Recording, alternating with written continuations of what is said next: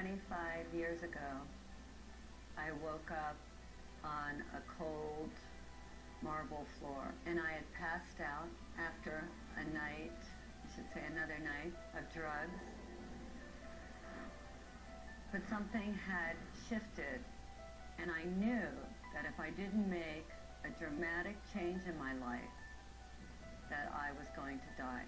And I called my mother and I said, I need to go back into treatment. And I had already been in treatment 3 or 4 times. All these other times, I left. On day 10, I started to feel great. I'm drug-free. I'm not like any of these people. I'm out of here. And I would pack up my little bag, put my little arrogant suit on, and march myself out of treatment, and I was free.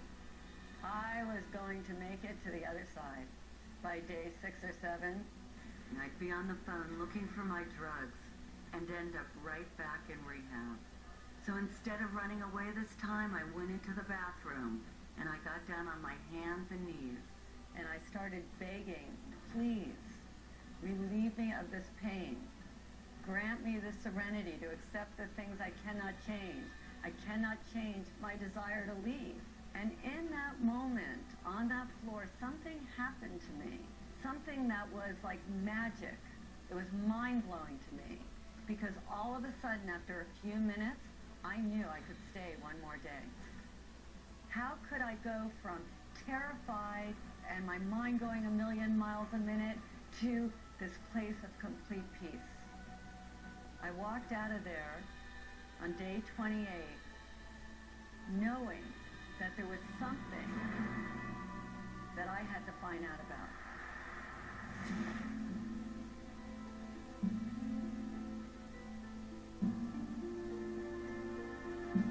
The shadow is dark, it's secretive, it can be dangerous. Shadow is everything that we don't want other people to see. Things we hide, things that we lie about, not only to others but to ourselves. And they are the sort of monsters that come out of the caves in the middle of the night. It is that dark, intrinsic side of us that each and every one of us tries to hide. Because we've been told from such an early age that these are not acceptable components of who we are. To have one aspect of the soul, you have to experience the other aspect of the soul to counterbalance it. Hello, darkness, my old friend. I come to talk to you again. Chad, they were talking about the shadow. The only time you don't have a shadow is if you're standing in the darkness. The shadow shows up in so many ways. Writing bad checks, drinking too much, cheating on our tax returns, dipping into our expense account at a family trust, eating chocolate cake in the middle of the night after 3 days of dieting and depriving ourselves, screaming at our kids or verbally abusing our partners after being the nice guy at work all day, surfing the internet and visiting porn sites while our wife makes us dinner, cheating on our husband while he is hard at work trying to provide all the extra pleasures in life for our family, stealing our co-workers' ideas and claiming them as our own. The shadow is made up of the thoughts, emotions, and impulses that we find too painful, embarrassing, or distasteful to accept. So instead of dealing with them, we repress them. Right now, hundreds of millions of people are living in denial of their individual shadow. And all of us are being affected by the collective shadow in more ways than we can imagine. The collective shadow manifests as evil, as war, as terrorism, as social injustice, as radical inequities in our economic status. You know, right now we have 50% of the world living on less than $2 a day, 20% of the world living on less than $1 a day. We are totally in denial of the fact that this is also a manifestation of our collective shadow. Why?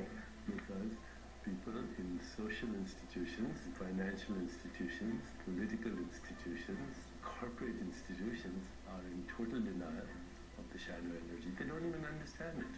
Even what we call evil in the world is the manifestation of our collective shadow, turned pathological, repressed, in rage, in denial. People who express self-righteous morality are usually the ones who have the darkest, deepest shadows. The shadow of the Catholic Church, which pronounces on homosexuality as evil and calls gays sinners, while hiding pedophiles in its own clergy. These are all expressions of the shadow. The entire trajectory of human history at this point is like the Titanic. It is headed for an iceberg. It is going in a direction that is unsustainable, and it is going in a direction that is unsurvivable. If not for us, then at least for our children or our grandchildren. And from an archetypal perspective, each and every one of us is the captain. And the temptation is, it's too painful. The temptation is to just distract ourselves. The temptation is to pretend it's not happening. Or the temptation is to go into cynicism. Or the temptation is to just go into anger and indulge that and not do anything. And each and every one of us are challenged at this point. Don't be the captain who just goes downstairs and goes to sleep. Everything that expands has got to contract. What goes up's got to come down. People are going to be confronted with their shadow all of a sudden. They've been living high, living wonderful. Everything's been exorbitantly exuding, and now suddenly there's going to be a contractive phase. And if you haven't met yourself, if you haven't done your self-work, if you haven't been on the inside and done some exploration and cleaned up, you know, cleaned your house and detoxed it, you're going to be in trouble.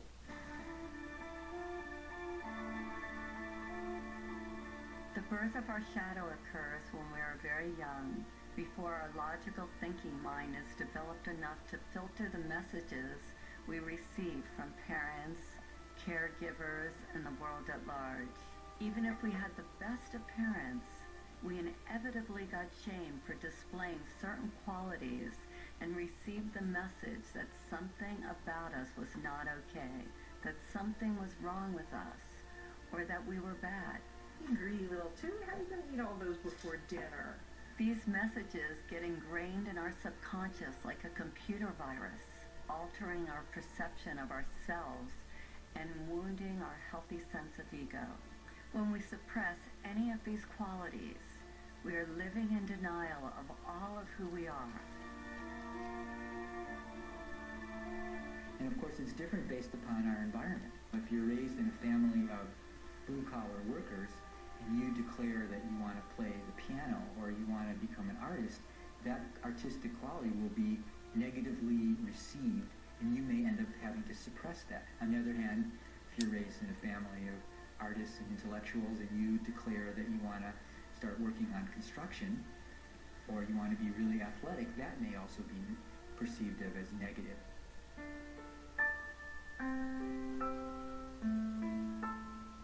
We try with all our might to pretend that we are not that which we hate. In fact, proving this is an all-important task for the wounded ego. A task which the ego believes is vital to its existence. The wounded ego must hide all that we believe is unacceptable about ourselves. To accomplish this task, it constructs a mask to prove to others that we are not as defective, inferior, worthless, and bad as we might fear we are. None of us likes to admit that we have these flaws and insecurities. So to hide them, we create a persona at a very young age. We start to wrap ourselves up in a new package that we believe will bring us the love, attention, and acceptance that we hunger for.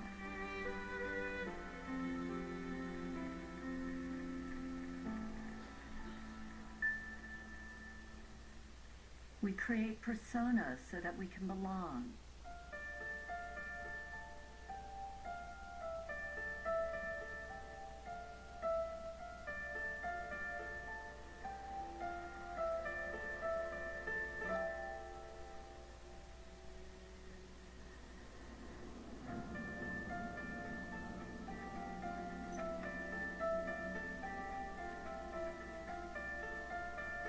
Most of us have a public life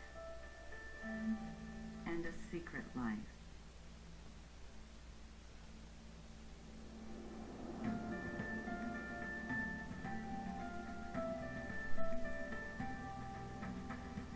We work hard to feel good about ourselves, and a moment later, we do something to sabotage those good feelings.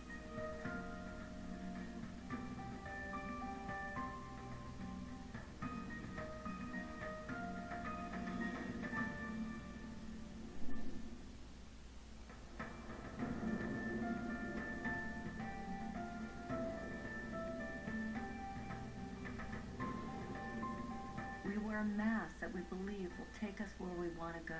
And these masks take many forms.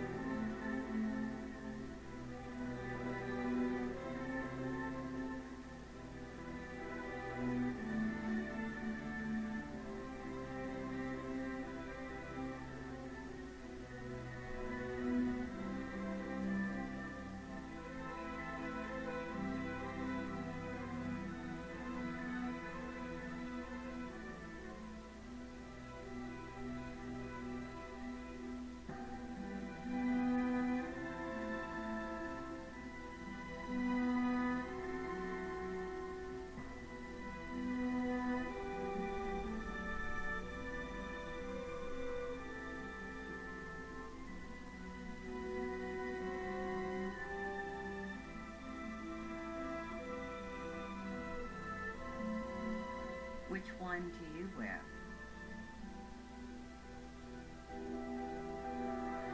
Our masks become our prison. Beneath the mask that we show the world, our wounded egos are in pain. The parts of us that were deemed bad and wrong by others, and now by ourselves, are literally screaming to get out, to be set free, and to be accepted and loved as a valuable part of who we are. When we deny ourselves a safe outlet to express our dark side, it builds up and becomes a powerful force that is capable of destroying our lives as well as the lives of others. This is what I call the beach ball effect. So everything that we reject, we have to keep beneath our consciousness. We try to bury it, so to speak. You know how much energy it takes to put a beach ball underwater? You take your selfish self, you take your angry self, you take your too good self, your not good enough self. You take all of it, and it's like you have 40 beach balls you're trying to manage. And then what happens when you're holding that beach ball underwater? When you're young, you got lots of energy, so you can manage a lot of beach balls. But then, when you're not in the midst of possibility, when your defenses are down, when you have your attention on some big prize you're going to win, all of a sudden, boom, somebody does something, what happens to the beach ball? Pops up and hits you in the face. What's road rage? Is it anything more than that beach ball coming up? We see it in the media all the time. A filmmaker is making deep Christian films, all of a sudden gets drunk, shouts anti-Semitic comments in a drunken rage, right? A radio star makes his living like being a great communicator. All of a sudden makes a comment, a racial slur. So all of these beach balls that you are trying to manage, are you successful at it? No. It's all but not anymore. When you don't deal with the shadow, that part comes out and it'll creep up. It'll creep up in workplaces, it can creep up in relationships. The more we try to suppress those societally determined undesirable qualities, the more they find interesting, often mischievous ways to express themselves. And it would be like locking somebody in the basement who wants to get out. So they do things down there to get our attention until we recognize them and let them out. Because those aspects of ourselves that we don't like exit through a kind of detox process. It's got to come out in order to be released. One of my beach balls happened in front of a room full of people. So I'm out of treatment, 5 years. I've been floating around, trying to become the most perfect person. How could I have people want to be my friend? How could I be a little more spiritual? I was on the quest and I thought I was doing a really beautiful job. And I went to another workshop. We had to get up in front of the room and say what we were committed to in the world.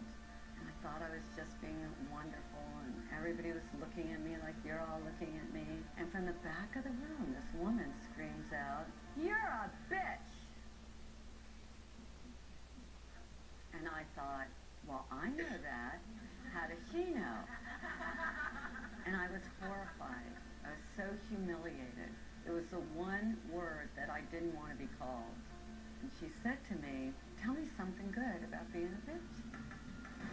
And I said, "There's nothing good." She goes, "Well, you're a bitch. There's got to be something good about being a bitch." And all I could think of was all the ways that that part of me had hurt me. And at the time I was a retailer. And she said, do you ever get damaged merchandise delivered to your store? And I said, all the time. She said, is there ever a time where they don't want to take back the damaged goods? And I said, yes. And she said, well, do you ever have to get a little forceful or a little bitchy? And I said, oh my God, yes. And I was remodeling a house at the time. She said, when you're a couple of weeks late and $20,000 over budget, does it help to be a little bitchy? Would it help you? And all of a sudden I realized that when I finally said to the contractor, you need to finish my house, he finished my house. And this light went on inside of me, that this part of me that I had shamed, that I had hated so much, actually came bearing gifts. She said, either you're going to use it or it's going to use you. And that was a life-changing moment for me.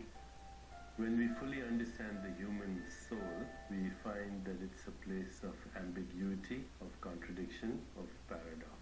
All experience is a result of contrast, light and shadow, pleasure and pain, up and down, backwards and forwards. In order to have manifestation, you need opposing energies. You need your enemies to be who you are. The human soul is simultaneously divine and diabolical, sacred and profane, sinner and saint. Eastern wisdom traditions, we have a saying, the sinner and saint are merely exchanging notes. So once you understand that, then first thing you realize is to have a shadow is normal. If you had only truth, goodness, harmony on your side and the complete absence of the other, there would be no creative impulse. Let's say you had only the evolutionary creative impulse in the universe, and the universe would rapidly burn itself into the heat death of absolute zero. If on the other hand you had only the impulse of inertia or destruction or entropy, then the universe would rapidly collapse into a big black hole before you could say Deepak Chopra. We are the microcosm of the macrocosm. This means that every quality that we can see in another exists within us. We possess every human characteristic and emotion, whether active or dormant, whether conscious or unconscious. There is nothing we can see or conceive of that we are not. We are everything, that which we consider good and that which we consider bad. How could we know courage if we have never known fear? How could we know happiness if we never knew sadness? How could we know the light if we didn't know dark? All of life is based on the coexistence of these pairs of opposites. Our shadow is forever hiding from itself. Rather than confront our own darkness, we project these unwanted qualities onto others. When we are projecting our shadow selves, it sounds like this. She's so self-centered. He's so full of himself. These people are idiots. What a loser. Afraid of our own unworthiness and simultaneously afraid of our own greatness, we unconsciously transfer these qualities onto another rather than owning them ourselves. Those we project on own pieces of our unclaimed darkness as well as pieces of our unclaimed light. Until we take back all that we have projected away, what we can't be with won't let us be.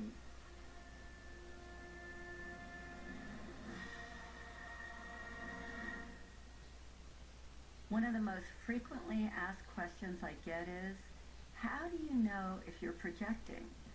If it's your stuff or theirs? I think it was best said by revered philosopher and psychologist Ken Wilber. He says that if a person or thing in our environment informs us, if we receive what is happening as information, a point of interest, we probably aren't projecting. On the other hand, if it affects us, we're pointing our fingers, judging if we're plugged in, chances are that we are a victim of our own projections. Think of someone from your own life who disgusts, annoys, or repulses you, and think of the qualities about them that you most hate. Now imagine this person standing right in front of you, and I want you to put your hand out, point your finger at them, and say, "You're an idiot," or "You're a know-it-all," or "You're selfish." Now stop where you are. Keep your finger pointing at them, and now notice that one finger is pointing at them, and where are the other three fingers pointing? Back at you. This is the phenomenon of projection. Instead of acknowledging the qualities within us that we dislike, we project them onto someone else.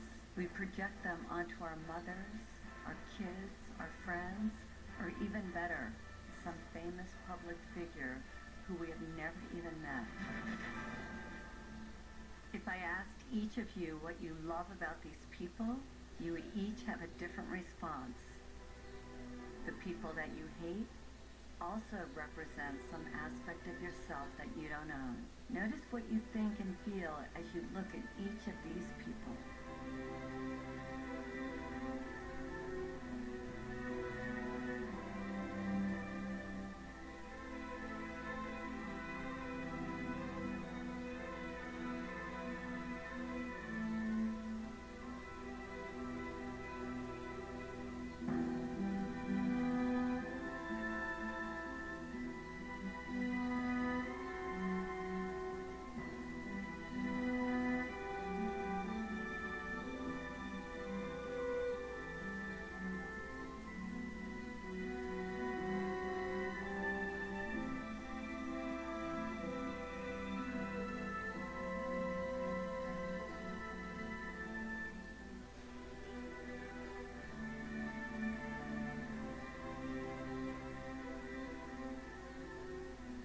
Whatever we judge or condemn in another is ultimately a disowned or rejected part of ourselves. I was watching the events of 9/11 on TV with a friend of mine, and after that we were driving down the street and turned to my friend and I said, "You know, from now on, the Arabs are going to be the new blacks. They're going to get the brunt of a lot of projections that blacks have carried in this culture for a long time." Now, a lot of times, blacks react. We react to those projections, and we project back. And that creates a vicious cycle, and the ego consciousness just responds the way it should, really, because it's designed to respond as a survival mechanism. That's what the ego's all about, to help us survive. But it's mechanical, it's reactive. When an aggressive, negative energy is directed at us, the ego immediately wants to defend and react. Of course, when you react to a projection, you become that projection. And I didn't want to become an angry black man. That doesn't mean that I don't get angry. I certainly can and do get angry, but I express it and let it go. There's an old Sufi story about a philosopher who made an appointment to debate with a Sufi wisdom teacher named Nasruddin. When the philosopher arrived at his appointment, he found Nasruddin away from his home. Infuriated, the philosopher picked up a piece of chalk and wrote "stupid oath" on Nasruddin's gate. When Nasruddin got home and saw this, he rushed right over to the philosopher's house. "I had forgotten that you were to call, and I'm sorry I missed our appointment," he said. "But I remembered it the minute I saw that you had written your name on my gate." The great Swiss psychologist Carl Jung, who coined the word shadow and shadow work, said, "That is the shadow, the person we'd rather not be." Rush Limbaugh hated drug addicts, and then it was revealed that he was one himself. Reverend Ted Haggard railed against homosexuals and was later caught in a drug and male prostitute scandal. A powerful example of projection at play is that of the ex-governor of New York, Eliot Spitzer. As a public official, Spitzer worked tirelessly to rid the streets of prostitution rings. Ultimately, he wound up getting busted for having a relationship with a call girl, which ruined his reputation and his political future. If we look at this through the eyes of the shadow, I would suggest that sometime long ago, probably as a young man, he had the impulse to sleep with a hooker. Since this wasn't politically or socially acceptable, he buried this impulse deep inside, only to be brought down by this very unconscious urge. It's fascinating to see that he tried to destroy the temptation in the outer world because unconsciously he knew that the real danger lurked in his inner world. This is why we want to deal with the shadow.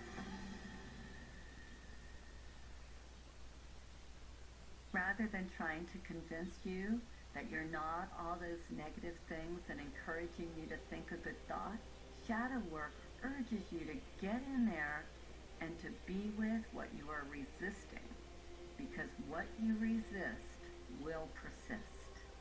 If you don't deal with your shadow, it will deal with you.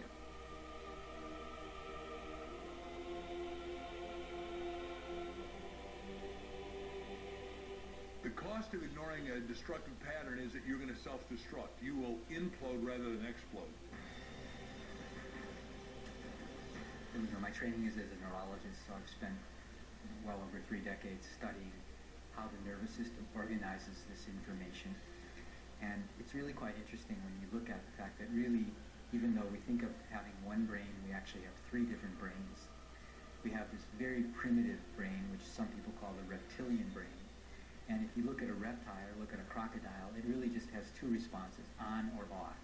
So if you ever watched a crocodile try and eat a wildebeest, it seems to be very quiet and suddenly explodes, and then it goes back into its quiet state. So that response is really a very basic survival response. But the mammalian brain, which is sometimes known as the limbic brain, has created a modulating effect on that reptilian brain.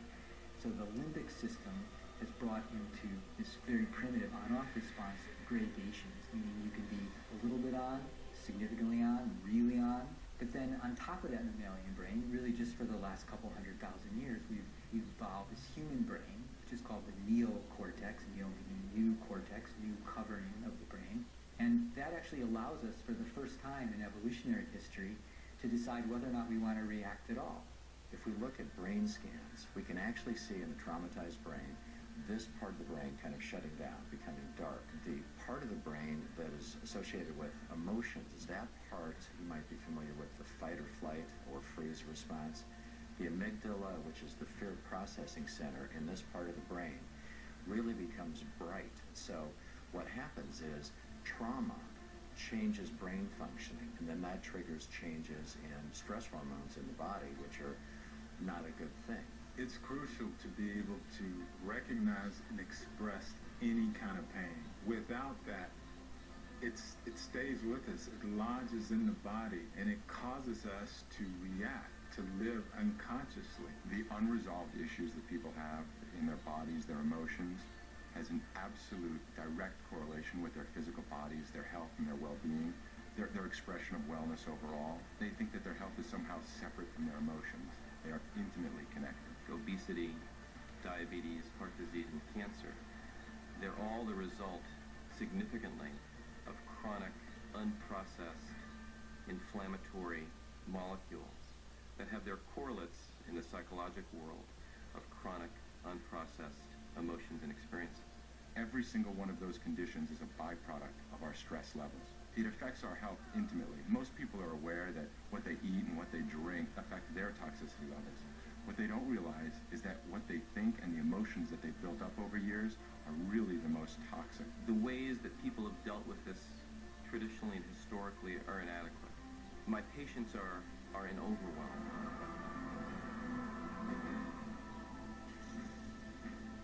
This is not new age mumbo jumbo. This is actually hard science. The science here now is indisputable that thoughts, that emotions affect the organs of the body. We have to be mindful with every single thought that we have every single day. How do we want to create our heaven or our hell? How do we treat one another? Because we are the source of everything within us.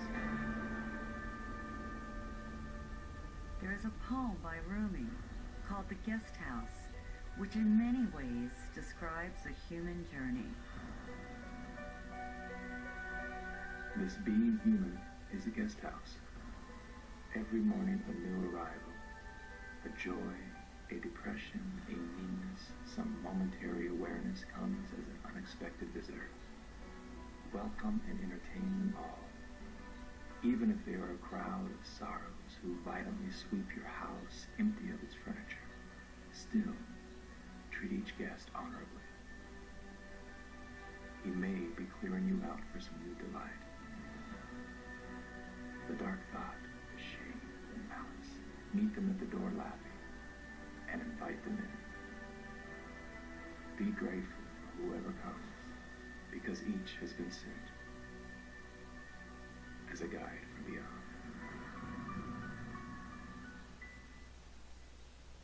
Repressing our anger may seem like a good solution, but pretty soon we run out of places to hide.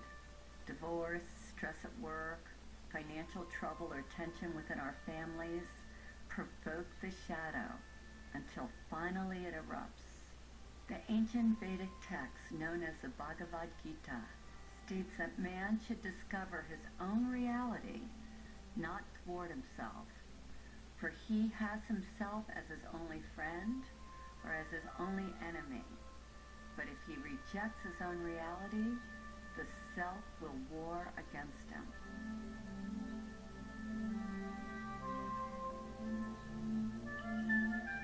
It's easy to love yourself when you wake up feeling strong and worthy and you have enough money in the bank and you feel great.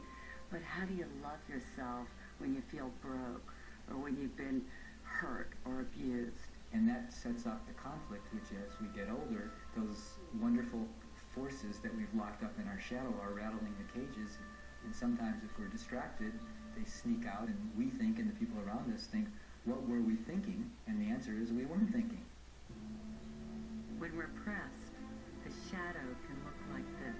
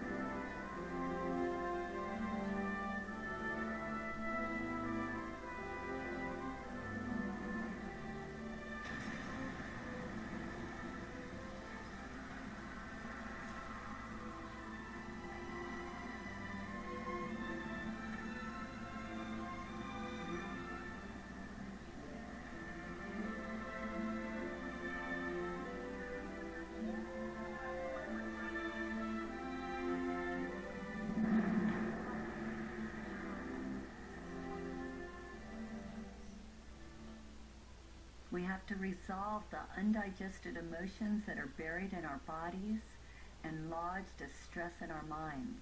We have to unearth, own, and embrace the very parts of ourselves that have caused us the most pain. And the moment we do, the light of our awareness will begin the process of transforming them. We think we're alone. We think we're different. We feel isolated or abandoned. And then when we come together, we find out that we all go through traumas, that to be human is to be challenged, and that everyone has gone through some trauma. And if we're courageous, we see that there is gold to be mined in every experience.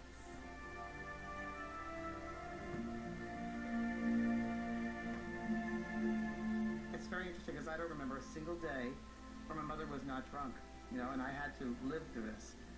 I didn't understand it. Very, very confused by it all. Why is this happening? Why is this happening? Who are you? Because as she would drink and as she became into that space, I knew I didn't know her. And I just wished she was dead. I said, I wish you were dead. Wish you were dead. I wanted the pain out of my life. Because you don't belong here. Whoever you are, this intoxicated person, and as a child looking at this, because my father wasn't there either, I had to figure this out. All I did was wish she was dead. right? Well, not until 30, 40 years later, after she had passed over, she was many, many years after that, and after getting involved in this work, I realized that that was indeed one of the most incredible blessings of my life. I learned from that situation about compassion, and I learned about forgiveness. And that's a pretty big one to have to learn about forgiveness. You know, we see these things as horrific experiences, terrible experiences, dark experiences, when in truth, they're really enlightened experiences, because they help us to be who we are. They help us to be compassionate. They help us to be forgiving. They help us to look at someone very, very differently. What doesn't kill us makes us stronger. At a certain point in life, it's about saying, I have been through what I've been through. I've succeeded in some ways, perhaps, but I've also failed in some ways. I've been strong at times, but I've also been weak at times. I've gotten some things right, and other things I've gotten wrong. And some things have gone well for me, and some things have been damn awful. The issue is, what am I going to do with all of that? You know, two people can go through the exact same situation on an external level, but internally, they do two completely different things with it. That's why we read incredible stories about people who went through the Holocaust, or people who were victims of genocide, and yet they survived. And yet they go on to live extraordinary lives. And then you meet other people who went through a fraction of that in terms of an internal trauma, but they stay stuck in it forever. We begin to ask ourselves, what am I getting from staying stuck there? What am I avoiding from staying stuck there? And what we are avoiding is the greatest challenge of all, and that is to be who we can be in order to serve the world. I asked a few people to share their own shadow stories. Some of them are complete, others are ongoing. All of them are portraits of a fearless commitment to transformation. Sui is like that beautiful combination of a miracle, that part of her that she deems so worthless and unlovable actually comes bearing the greatest gifts and makes her the shining light that she is today. The pain that I've been carrying throughout my life was the pain of believing that I was abandoned by my parents because I wasn't pure enough. I'm actually mixed in terms of, half Japanese, half Chinese. I was considered mixed and impure enough to be raised in Japan. My parents lived in Japan and they left me with my grandparents in Malaysia. I just felt so abandoned and rejected.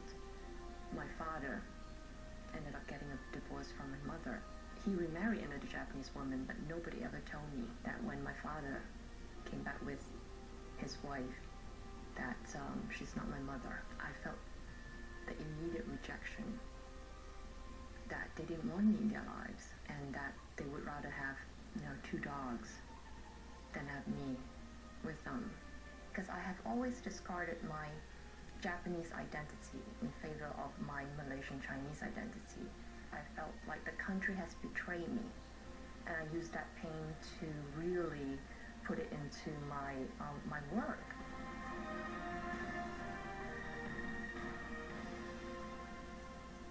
I heard the project was in trouble in Japan, and I volunteered to go to Japan to fix this problem because I know that I could do it. That one day I stepped into Tokyo, and I just felt that this is where I need to be to really discover and explore the Japanese half of me. In less than 3 years, I created a business from $40 million to over $200 million in a country dominated by men.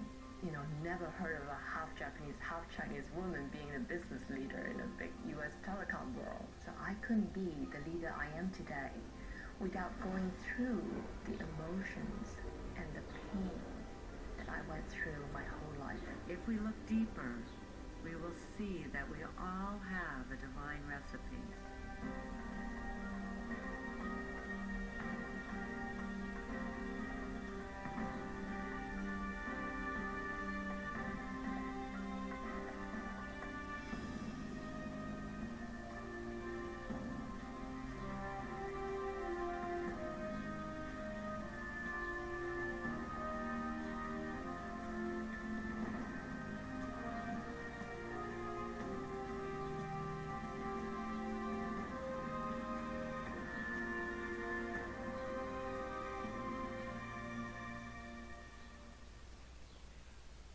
of us have shame about things that have happened to us. We've all gone through difficult times. We address these issues so we can quiet our minds, heal our bodies, and get closer to our heart's desires. Hector had to let go of his macho persona to make peace with the one that he loved the most, which was his father. My father was your traditional Mexican man in the sense of working hard, wanting to get ahead, wanting to provide for his family. And as a young boy, I was looking for his love. I wanted his attention. The challenge was trying to figure out what was wrong with me, because obviously something's wrong with me. If, number one, he's not giving me the attention I want as a little boy, not giving me the love, yelling at me, being verbally abusive, obviously I did something wrong, there's something wrong with me. So I carried that story from that point on for a long time. And I realized he probably wasn't going to do it the way I wanted. He probably wasn't going to tell me what I wanted when I was a little boy. Hijo, te quiero, te adoro, I love you, son.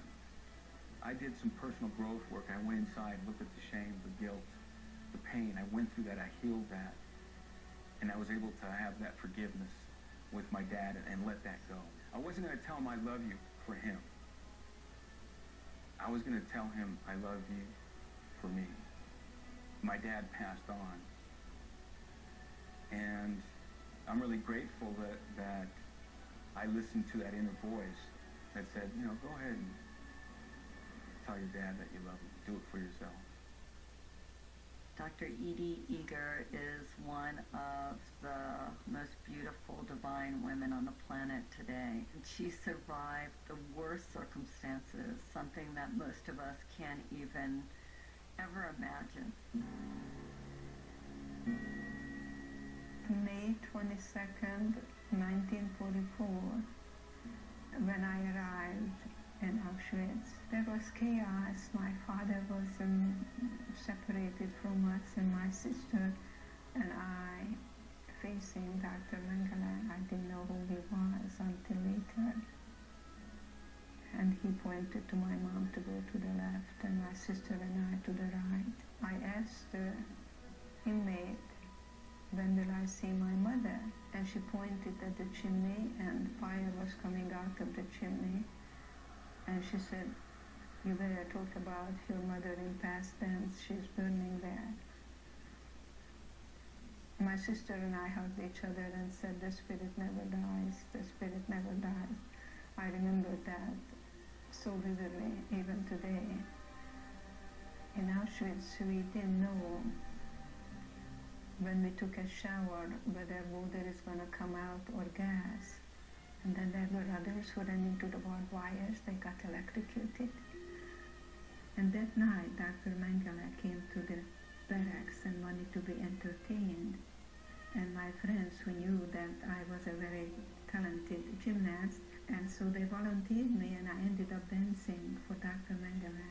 I closed my eyes and the music was Tchaikovsky, and I was dancing in Budapest, the Romeo and Juliet. I completely dissociated, and we had choices.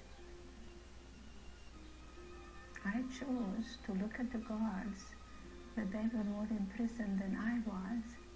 I remember they took my blood about twice a week, and I asked, why are you taking my blood? And the man said, I'm taking your blood to aid the German soldiers so we can win the war. I said to myself, I was a pacifist, I was a ballerina, I bet with my blood you're never gonna win the war. So I created a part in me that I was able to still be in charge of and not allowing anything what happened externally to murder my spirit. I remember I said, if I survive today, then tomorrow I'll be free.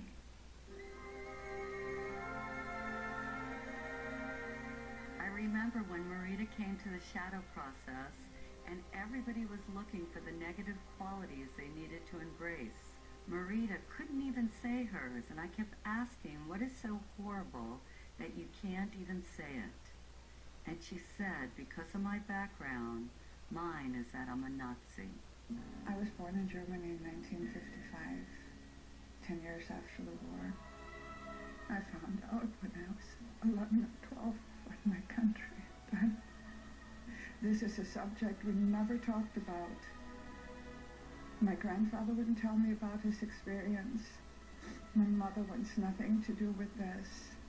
I'm not the only German that holds this, and lives this, and hides this, and I found many ways to sabotage myself from ever tasting power or success, because, you know, Hitler was successful to come into power, and that power was horribly abused. I didn't interact with any Germans at all. I stayed away from them, and I did not interact with any Jewish person because I didn't want to cause any more pain, and I was ashamed. Sonia was willing to shine light on the darkness and willing to take back her own projections for the good of all humanity. In 2006, when Israel bombed Lebanon, at the time I was trying to evacuate members of my family and try to bring them over to the US, and there were no news. You needed to figure out how to reach to them. I became so angry again, because here is my family under the bombing. One day I was watching TV, I saw girls crying, little girls. I saw they were Lebanese girls. And of course, you know, every time I saw like Lebanese kids being bombed and everything, I was really, really angry. I was like, you know, yes, let's bomb the bastards kind of thing. And at the end, I realized they were reporting from the Israeli border, on the other side of the border. And they looked exactly the same as the Lebanese girl that were killed on the other side of the border. And I saw the pain. And that day I made a commitment to myself that I will no longer tolerate that kind of cruelty, irrespective of which side of the border it's happening. Now, I'm not saying that if you and I rise up to become the people that we are capable of being, that we will rid this planet of war in our lifetime. But I believe with all my heart, we will achieve enough this lifetime that humanity will go in that direction. It's embracing authentically who you are and not being ashamed of it. There's nothing to be ashamed of, because everybody has a shadow. If somebody doesn't, they must be pathological. When I'm leading the shadow process, it feels like my own journey has come full circle. I've been very judgmental over the years. I was having some really dark dreams about you last night. They're all true. When we embrace our totality, we experience freedom. My heart feels as big as my body. It's no longer like little anymore. It's like, it's me. And embrace it with love. Love, because that's what we're here for, to give and receive love. Can't even believe that's you, Margaret. I figured out who you were. I remember. If I hadn't faced my darkness, I never would have found my light.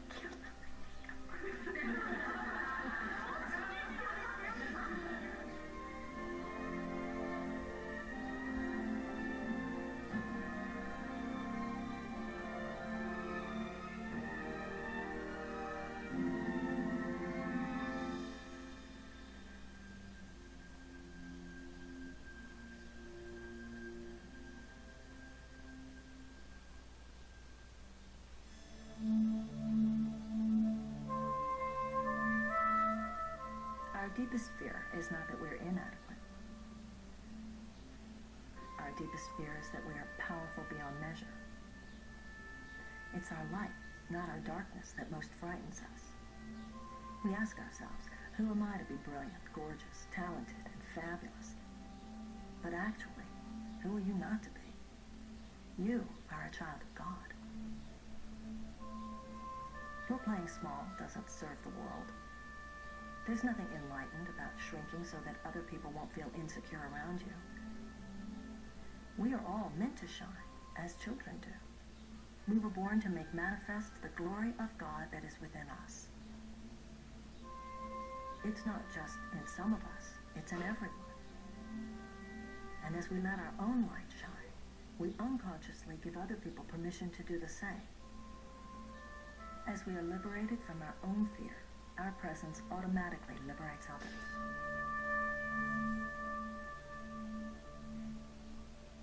Consider the story of the Golden Buddha. In 1957, a monastery in Thailand was being relocated and a group of monks was put in charge of moving a giant clay Buddha. In the midst of the move, one of the monks noticed a crack in the Buddha. Concerned about damaging the idol, the monks decided to wait a day before continuing with their task. Later on, one of the monks came to check on the giant statue. He shined his flashlight over the entire Buddha, and when he reached the crack, he saw something reflected back at him. His curiosity aroused, the monk got a hammer and a chisel and began chipping away at the clay Buddha.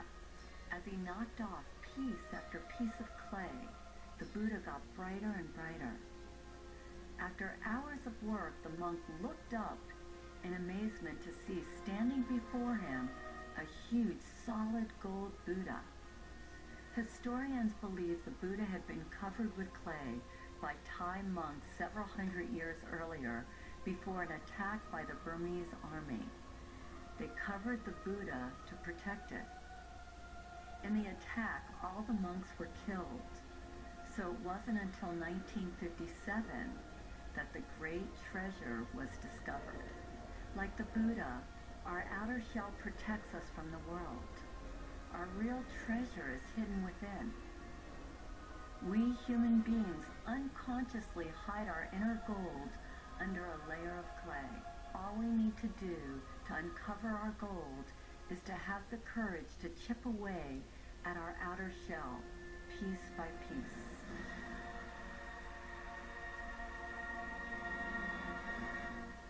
You can't fight darkness with darkness, but you can switch on the light. All of the work we do on the shadow is to get us to this point where we can forgive. To do forgiveness, we put blindfolds on to make it safe for people to share their deepest secrets.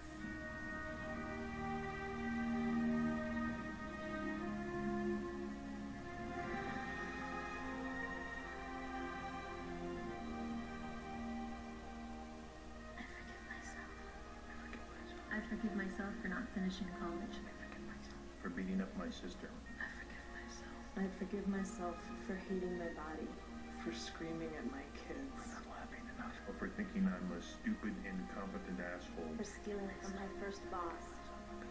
For being rich. For being beautiful. For drinking too much, not speaking out. I forgive myself. Laughing enough. Forgive myself. For lying, for cheating on my diet. I forgive myself. Forgive myself. Forgive myself. Forgive myself. I forgive myself for everything. You are forgiven. You are forgiven. You are forgiven. You are completely forgiven.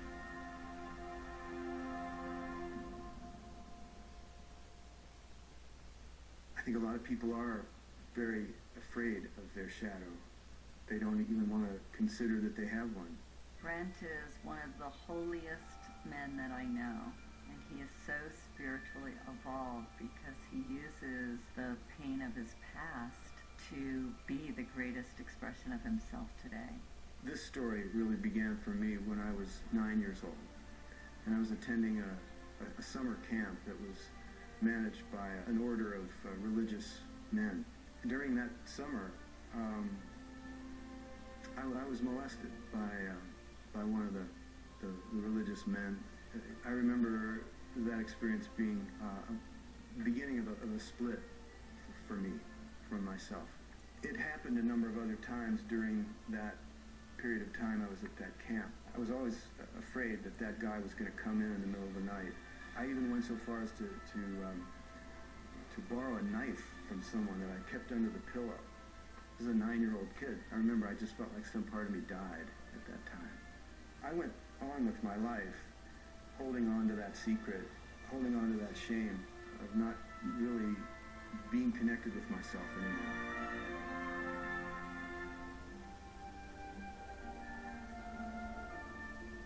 difference between forgiving and condoning. Forgiving is seeing the true heart of another person. It's beyond all the action. In holding anybody to blame, we limit our own love.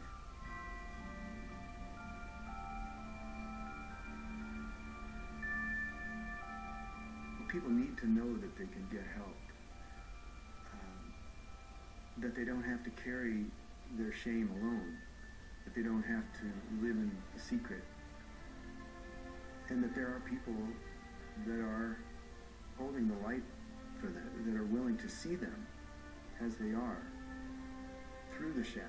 It's the only way to see yourself, is to look at the light and the darkness, and to embrace it. I use that analogy of being like a drowning person, where someone's holding your head underwater, and at some point you realize that you have to be the one that fights your way back to the surface.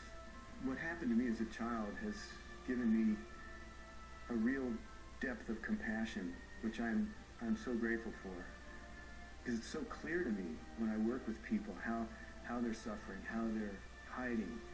And it's been the greatest gift of my life, that I'm in a position where I can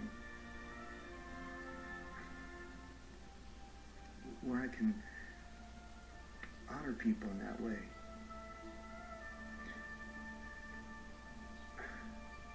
I'm just so grateful to be able to connect with people on that most vulnerable level, that deepest level of the soul. I regained my faith because I asked for it. Forgiveness doesn't happen in your head until it happens in your heart. My mom was walking downtown Beirut with the young Israelis, and she turns to my dad, and her mother had been killed by the Israelis. She goes, "Mustafa, these are young soldiers, don't they have a mother?" And if she can forgive, who are we not to forgive? Well, you can't move on if you don't forgive. The train stops if you don't forgive. And mostly, you had to forgive yourself for taking whatever happened to you to a deep place that it shut you down. The universe will deal with that person's karma. You don't have to worry that if you, quote unquote, forgive them, that they're going to somehow live an undeserved, wonderful life. Each and every one of us needs to work full-time on self-forgiveness. Our motivation to forgive is increased when we understand why it's so important. It's not just to make their day better, it's to free you. And forgiveness is the hallway between the past and the future. The future expression of who we are as a planet, as our country in America, depends on the people that grow up, that become the next presidents, that become the next politicians, economists. We want to make a difference. We want to somehow get it right, to feel like we did, or at least we tried to do what we came here to do.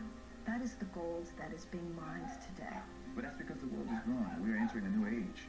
That's what's going on. That's why we're talking about this. You are a force of love. You are made from love. And love is the most forceful energy you could ever have. Accept that energy. Accept who you are. Accept your inheritance, if you will.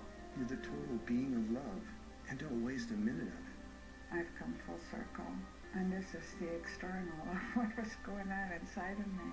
It's how we are able to perceive everything in life as an opportunity for growth.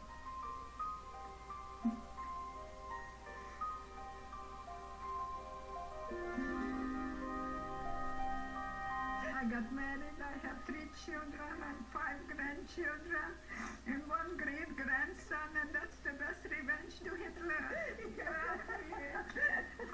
When I am here, yes.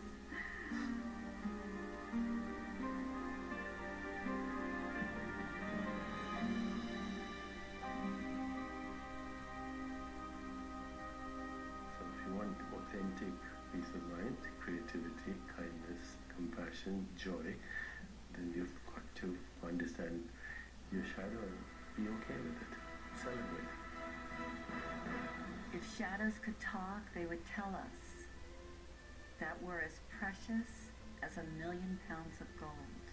that our brightest light can shine only when we've accepted our darkness, that there is wisdom in every wound, that there is a greater future waiting for us, that we are children of God and have a right to be here, that we were all created equal, that our pain is not personal, but belongs to every man and woman alive, that life is a magical journey of making peace with both our humanity and divinity.